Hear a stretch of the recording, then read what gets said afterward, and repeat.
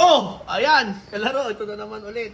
Sunod na to. Ito naman yung sa isa pang breeders ni Idol Reggie Cruz. Kaya ako sa inyo, huwag kayong magtubili na mag-subscribe, share, at saka click yung notification bell button para updated kayo sa mga upload natin. No? Saka syempre, itong goal ng channel natin is ma-educate yung mga lumang nag-iibon, yung mga bago, at the same time yung gusto mag-upgrade ang loft nila. So doon naman tayo sa colony breeding ito.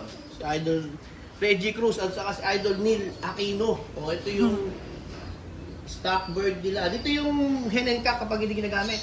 Oo, dyan ko nilalagay. Yung hen. Alis. Oh, yung mga hen. Kasi yung mga back, iniiwan ko dito. Nasa kulungan. O saka yung mga ano to, mga pinapagulang mo na stock bird. Kasi sa ngayon, ano yan yung mga pang Okay lang entry. possible na pwedeng i-entry ko sa OL.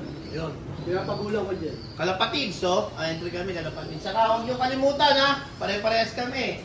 Kalapatids, breeder and flyer mix ni Boss Ronald Gonzales. Napakagandang patuka. Gusto niyo maunalo din, mag-champion, bili na kayo ng kalapatids. Yan ang patuka niyo sa ibon niyo. Okay na, papakita natin ngayon yung colony breeding. Ito, maraming interesado dito, kahit ako. Dahil nga, medyo convenient to eh. Kasi isa lang ang patukaan nito eh. Nanonood din tayo kay Sir Reggie niyan, dati pa. O ayan o. O ayan, ang colony breeding. Ang sama-sama sila. Ngayon, nakapares pa rin ba? May mga pares pa rin. O ayan. Yung mga inakay, dito syempre, yung mga pares. Tapos, tapos yung mga inahen sa nandun. So paano yan? Hindi nagkakalituhan yan. Pag hindi talaga Kulit kumbaga nito. nagkakasalisihan. Hindi Yun ang naman, problema ano eh. na sila eh. Dati nung mga magkakapala. Nakasanay na eh, no? May diskarte ang colony breeding. Paano yung discarte niya? Una ko munang nilalagay yung cup. Ayun ka. Mga 2 weeks silang ganyan. Una kukulungin. Pero ano na yan sanay na sila eh. Kumbaga, ganun yung pagka yung bago pa lang. Kak muna, mga 2 weeks. Okay. Tapos isa-isa mo silang yung papakawalan. Nakakulong lahat sila dyan. May ganun pala yun. Oo, kasi pag kung pinaharis mo agad, tapos pinakawalan mo, papasukan mo agad yan. Para mag-aaway-aaway. Kumbaga, sanayin mo muna silang bumalik dito. Oh. Pero yung partition na yan, di ba na-atras sa dulo yan? Oo, Kabila. Okay. Oo, magagan yan. Ang galing. Oh. So ganyan, nandun sa loob yung cock, ganun. Pagka may pinaparis na kuwari may bago kong i-introduce na yun. Oo. Tinawat ko na yung dating yun.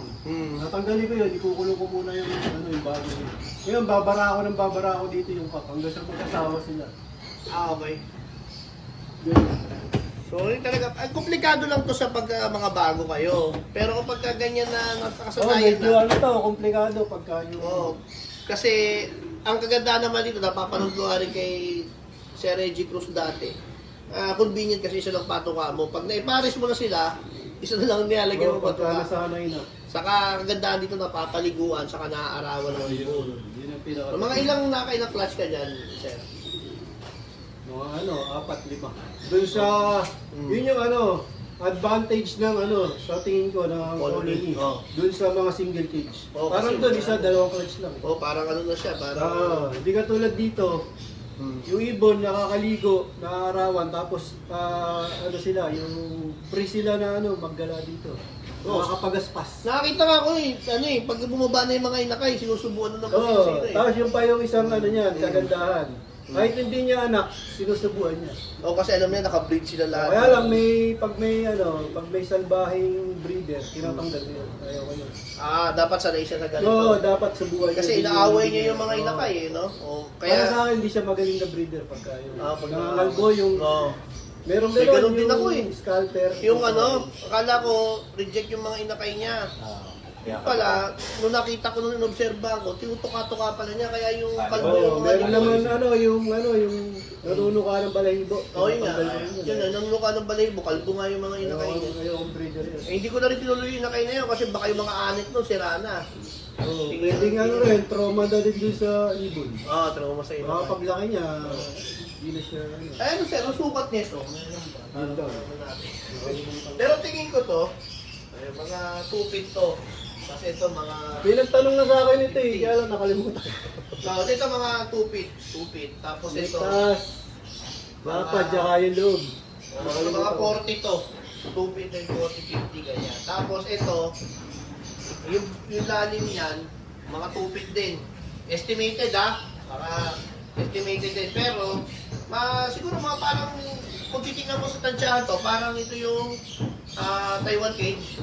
Hindi nagkakali. Oo, parang gano'n din nagkakaroon. Yung isang butas ng Taiwan. Parang Pwede, isang oo. butas ng Taiwan cage. Tapos, ang ginagawa pala dito, inuusog ko sa dulo. Yan, Oo. Pwede din ano yan, sa karera, widowhood. O, widowhood. Yung mahirap kasi sa gitna. Ito pala maganda. Ligalapit ko konti. Baka matalisod ka. Ayan Oh. So, hahatiin mo, papasok na gano'n. Dito yung cock sa likod. Dito yung hen sa likod. Dito yung cock. Diyan daw nanliligaw yun. Tapos, ito yung sa ilalim. Ito naman yung dumihan nila. Sa likod naman ang hatak niyan. Nakakalaro. Para hindi na nagagambala pag nililinis. Sa likod dyan. Doon sa likod na. Ayan. So, maganda to. Ito magandang. Lalo ko isang lahi lang ibon na ninalo nyo. Isang lahi.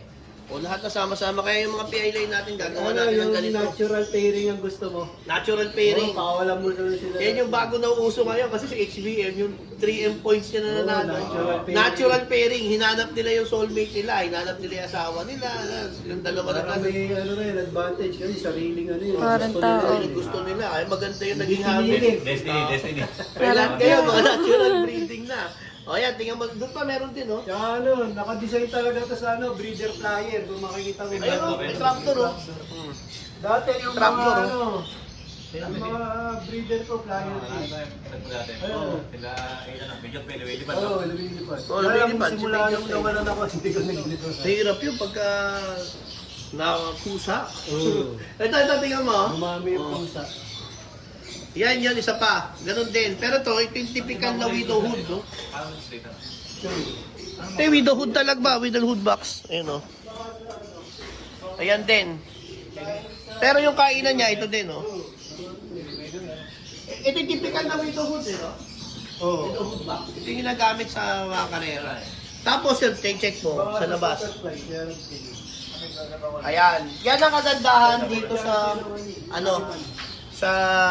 ano tawag dito? Sa colony breeding. Meron tayong access sa labas. Pakita mo. Ang galing. Access sa labas. Yan, sa fly pen aviary sa labas. Diyan nagpapaligo. So ang ibon, maganda pa rin ang kondisyon kahit na, for example, ikaw ba kung naka-breed ka, hindi ka naliligo, hindi ang baho mo no. Joke lang. Oo, yun yung kagandahan ng ano, colony, tsaka dun sa ano, Ang ibon dito hindi mo nare-relax. mapapaliguan yung ano, hindi yung mga na-natural. Dalawa yan. So, papalabasin mo dyan, maliligo yung ibon, papanik, susubo ulit siya. So, yung stress niya nawawala. Kahit sino naman kasi na peprestuhan eh. O yan. Tapos meron siya ditong mga, bee perch. Kasi ito, dito din daw siya nag-i-stock. Dito din sa sir, minsan nag-i-stock. Oo, pagka yung papatapos na. Pag tapos na yung breeding, dito daw yung mga cock, doon daw yung mga hen sa pinakita ko kanina. Oh. Pero ito, ang ganda na yan, no? Actually, tatlong patuka, tapos grits. Tubig. O, Isa ano lang yan. isang lagayan ng lahat. Tapos, Tapos, tulad dun sa ano, sa isa-isa. single, ito isa-isa mo lilinisin yun. Oh, ito maganda. Talagang, dito Isa-isa mo convenient. papatukain. Pati sa mga nag-iibon, hindi lang, hindi ka mapapagod kasi isa lang patukaan mo. Papakita mo yung mga sample na inakay ni Idol Red Dito. Pantay na pantay, ang ganda ng mga Baby. sizes, mga baby. Ngayong summer, importante sa kanila maligo. Oo, yung pa. Yung pa, sobrang init. So maganda talaga, nakakapagpaligo ng ibok. Dito mo, yung ganyan. So ito, gagawa tayo dito sa farm. Gagawa tayo sa farm. Puro PI line, isang kulungan lang sila. Tapos, yung may lalo ngayon, may bago inventong pampaligo, si Idol Ochoa, JPH Look. Ang ganda, ginagamit ko yung kulay blue. Bath salt, yung JPH Look. O, ayan o. So, kakalaro, kung gagayahin nyo to, alamin natin yung exact na sukat nito. Kalimutan ko lang magdala ng metro. Tatanungin natin si... Susunod ba ng metro? Kasi marami nagko-comment eh. Nagko-comment, tatanong yung sukat eh, ha? So ito, colony breeding ha. Sana marami kayo natutunan, mga kalaro. Okay na? Bye!